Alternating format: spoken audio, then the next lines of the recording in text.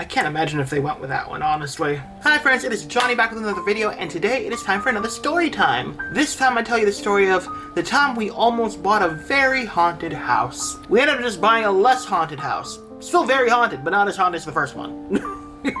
Now, we lived in our old house for many years. I want to say probably 15, 16 years, something like that. Either way, we lived there for a very long time. But before we moved into that house, obviously they had to buy the house. And before they bought the house, obviously they had to go house hunting. And of course, as their child, they took me with them a few times. And when you go house hunting, obviously there are things that you want and things you don't want. And so, obviously they saw things that they didn't want in a lot of houses, you know, oh, the rooms are too small, the closet's too small, the kitchen's too small, it wasn't big enough for a family of 4, the backyard isn't fenced in, a million and one different issues, you know, this place looks hurt.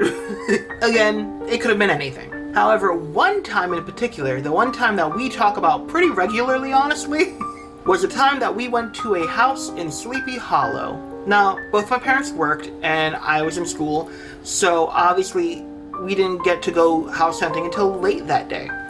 The place was about an hour drive, if I remember correctly, from where we were, and so by the time we got there, it was like fall or winter, so sunset a little early. So by the time we got there, it was dark. So we drive up a street that's a dead end.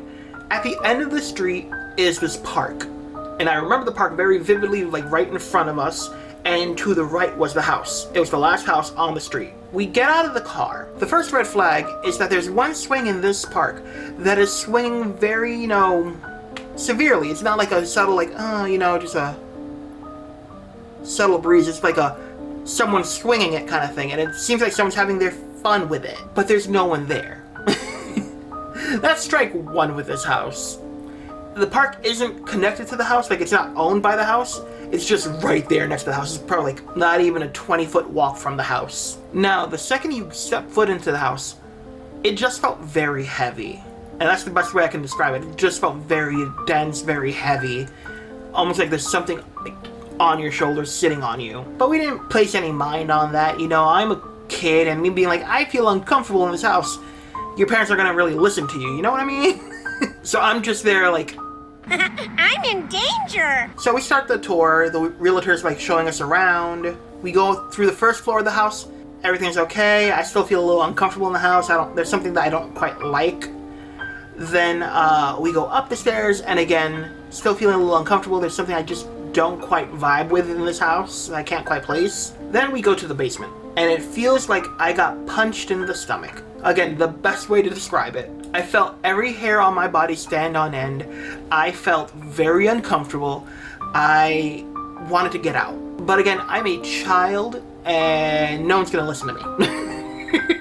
Then I get this weird, like, image, almost like a daydream or like some kind of imagination thing, I don't know, of like people in hoods and robes down there doing something very bad. You know, it involves knives, put it like that. I don't want to say it. Just know I saw a lot of like people juice, if you catch my drift. So again, I'm still feeling super uncomfortable, but I'm not saying anything because they're not gonna listen to me like, oh, we need to leave. They're not gonna listen to like a 7 or 8 year old, you know? So I'm like kind of sitting on the stairs because I'm like, I don't really want to be in the basement because I'm like halfway up the stairs because I don't want to be alone in the house either. So I'm like at eye view with my parents, like they could see me, I can see them, and I'm not happy. Then my mom gets like this weird wave over her and she feels very nauseous. And all of a sudden she's like, I need to leave. And I'm like, I'm okay with this. Let's go. So we start heading up the stairs, and once we get to the first floor of the house, we're walking towards the front door, and you hear heavy footsteps walking above us on the second floor. And my parents are like, who else is here? Who else is like showing the house at the moment? And the realtor like pulls out the key, and he's like, I have the only key to the house, so no one's in here but us, because he locked the door. So at that point, he got scared too. And we all quickly removed ourselves from the house. We got in the car. We did not look at this house again.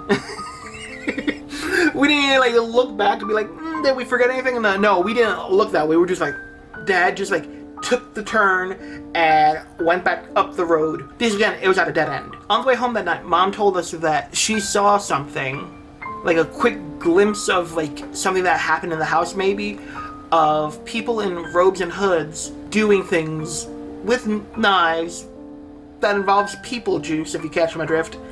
And I said, I saw the same thing. And she's like, what? And I'm like, what? Again, I was like 7 probably. So needless to say, we didn't buy that house. No.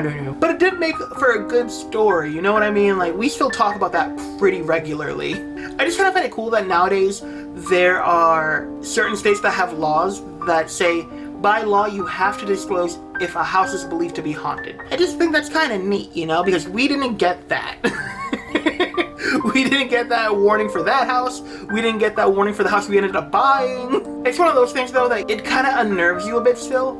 Like, we still talk about it, joking, like, oh yeah, you know, that was weird, right? Haha. But you look back at it and you're like, I don't know, there's a pit at the bottom of my stomach that almost feels like something bad was gonna happen if we moved there, if that makes any sense at all. But yes, that is the story of the time that we almost bought a very haunted house in Sleepy Hollow. I don't even think I knew about the story of the Headless Horseman at that point, so it's not like I was biased about Sleepy Hollow or anything like that. I hope you guys enjoyed this story because I really enjoyed telling it. Don't forget to like, share, subscribe, and bing bong the ding dong down below to be alerted whenever I make a new video. And until next time, maybe go check out some of my other stuff. I have some more story time, some fever dreams, some Florida men, some randomness, some gaming. I have a little bit for everybody, you know? Again, share with your friends some of your favorite videos. But until next time, bye!